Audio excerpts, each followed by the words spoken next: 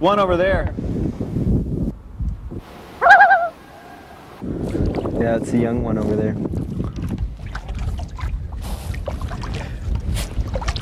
What's the difference between what we're in now and that torture chamber I was in this morning?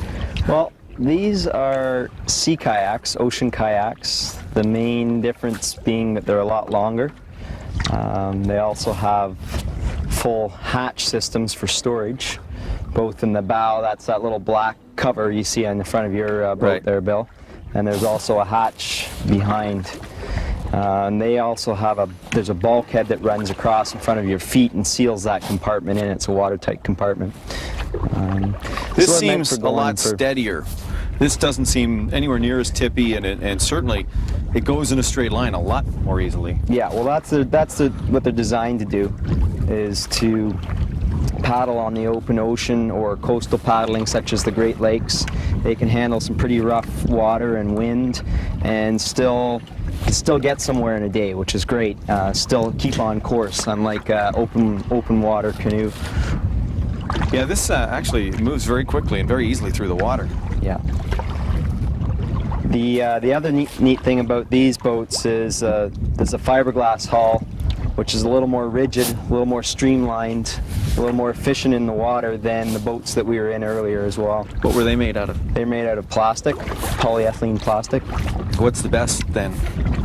Well, I guess it depends on what you're doing it for. Plastic is good for whitewater because it'll take the abuse.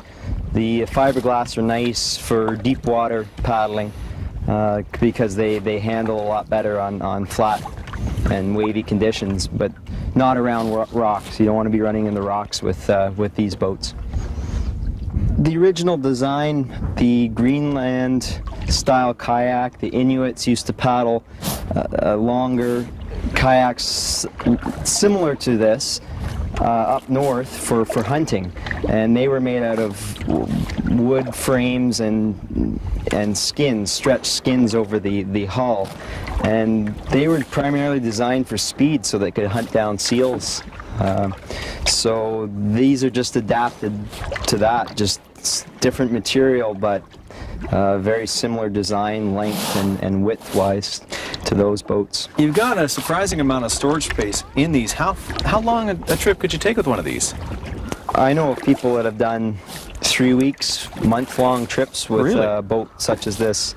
You have to pack efficiently, but just think of it as a backpacking. You still can carry a fair amount of gear, some heavy gear in the boats because you're not having to carry it.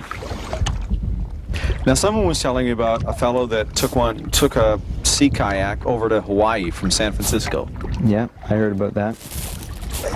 That begs a couple of questions, but first of all, where do you sleep? How do you sleep in something like this? I can't imagine dozing off in something like this. Well, I have no idea. You can't sleep comfortably, that's for sure. I can't. Sitting comfortably. You probably have to shimmy down and get your legs as far down as possible, lean the seat back, and try to grab some shut-eye for a few hours. But I don't think you'd get a very good night's sleep. My biggest concern would be waking up upside down. Yeah. Well, some big wave comes along and that's it. Yeah. You need to have some type of cover, outrigger device you could put out, and there are such things available. We use them called sponsons, which are self-rescue devices that'll enable you to climb back in your boat if you do come out of the boat. You could rig those and put them on, and then grab your little nap. That will give you the stability you need. What's the best trip you've had on a kayak? Best trip I've had? Probably the long trips up around Killarney. We do a 6-day trip, northern end of Georgian Bay, and spectacular scenery and country up there.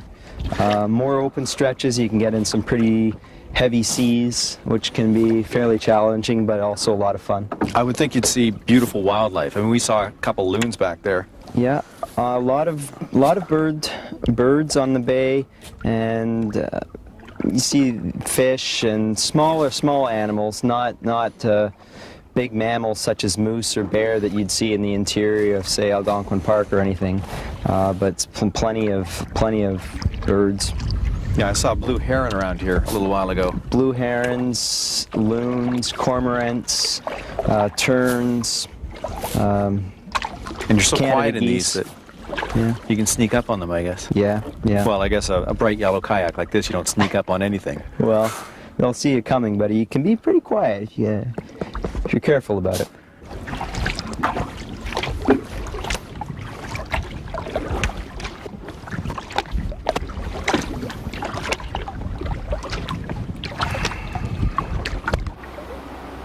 I guess we should turn before we hit this rock over here.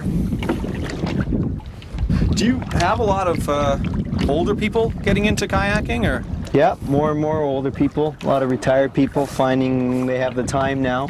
Really? And it's quite a easy way for them to go out, whether they're on their own or as a couple.